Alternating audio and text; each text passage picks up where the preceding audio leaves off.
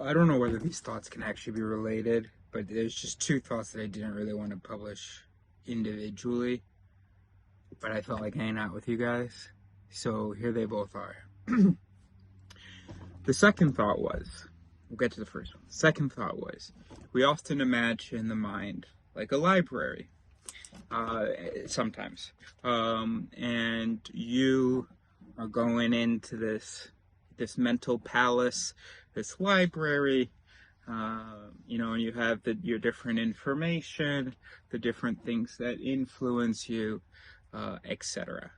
And then the more you read about psychology, the more you go. So if you imagine a library, you start to realize the books are kind of doing their own things. The shelves are doing their own thing. And actually, you went to go get something, it was already on its way to the other area. And imagine basically, it's like a sixth sense type thing where you realize that you're dead. So go from imagining you're alone in this library of objects and you are your soul and you have access and you can, and when you do things and think about things, you're going in there into your mind library and you're doing things, you're moving around, whatever. You're moving stuff around, maybe. Oh, wow. Oh, yeah. That's memory, going and consulting. Okay. I want you to go from that to, and you're going to maybe have to just take the journey by yourself. But let me tell you let me just tell you what the destination is. It is to you feeling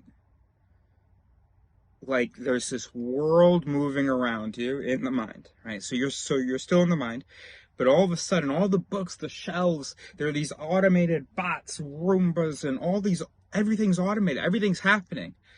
So you go to collect something, and you start to realize, wait a minute, and then you can't even touch it. I'll let you take the journey yourself, but ultimately, until you get to feeling like you really understand what that means, a ghost in the machine.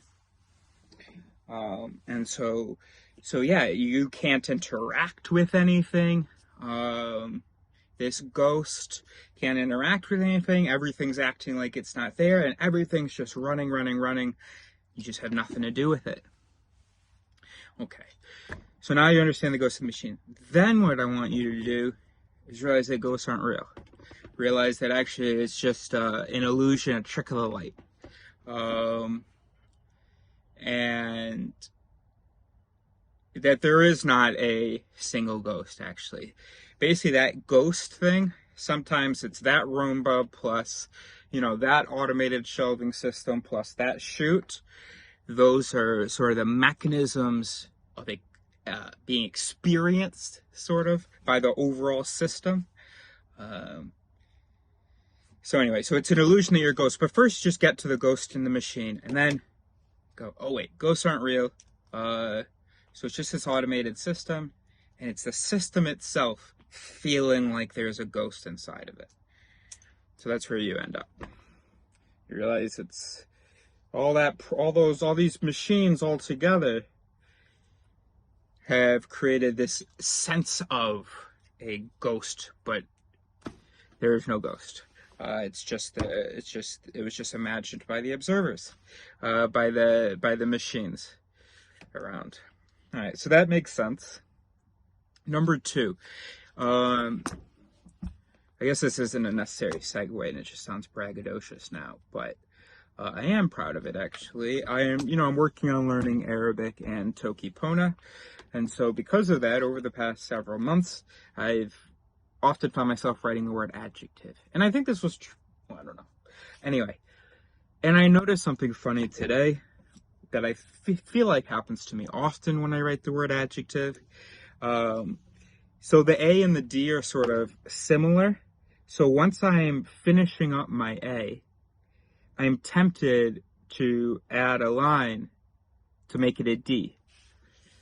And then, or let's say I get the A, and then I do separately the D, and then as I'm coming down, as I'm going, and then coming down here, I want to keep going to make it a J. So maybe I tried to video myself doing it. I think I messed it up, but anyway, so that's probably what you're watching now. So what's happening there? All right. Well, basically, you had the A voice. You know, the whole writing voice is made up of a bunch of different voices for different letters and the different words, and they're all working together, whatever. Okay. So you've got pre-livered the A. So the A voice, ready to send out the motor command. It's already primed. Everything's ready. It's next in line. Sends it out. Right behind it is a D, and right behind it is J. We're talking about the word adjective. All right, so A is there. If you want to imagine the courtroom that we've used for the Judge Smith, A is there. He's about to speak the command to the hand for it to do it. And then as he's speaking, D kind of surlivers. So as A is delivering, D surlivers, sort of cuts it off, jumps in. Because D also, it's like, I know I come after A, but also another part of the D voice is like, once you've done this, I know what comes next, it's this.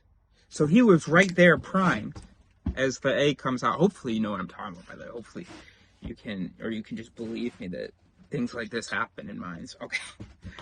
Or just try to write the word adjective as quickly as you can. Okay. So B was standing there patiently in line. But then there was this input. As A was delivering, there was this input that, oh, hey, look, A has been written. Except D didn't really understand it that way. D was just like, oh, a circle has been written. And that triggered him, that slapped him. Because, oh, so that's my job. So let me get in there.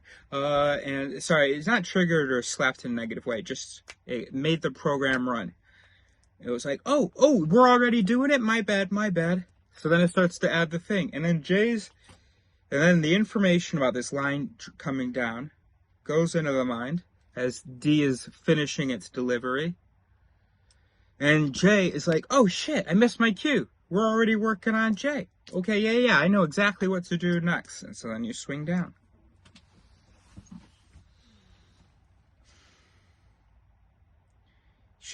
It's just interesting because it doesn't make sense, I don't think, to like understand that. It's very simple and very obvious, but it doesn't make sense to understand it when we're committed to the we are a single thing. Because then it makes competition really difficult. And also the little miscommunications, the little misses, the little mess ups. The fact that A is there doing his job. It hasn't finished delivering. The motor hasn't finished. The movement hasn't finished. But then D, as though they weren't talking to each other, because sometimes they don't, or often they don't. And I was trying to write quickly, so D was like, yo, okay, we're starting, just add a line and I'm done. And then J's like, oh, you're coming down? Just finish and swoop and we're done. All right? So, yeah, I think that makes sense.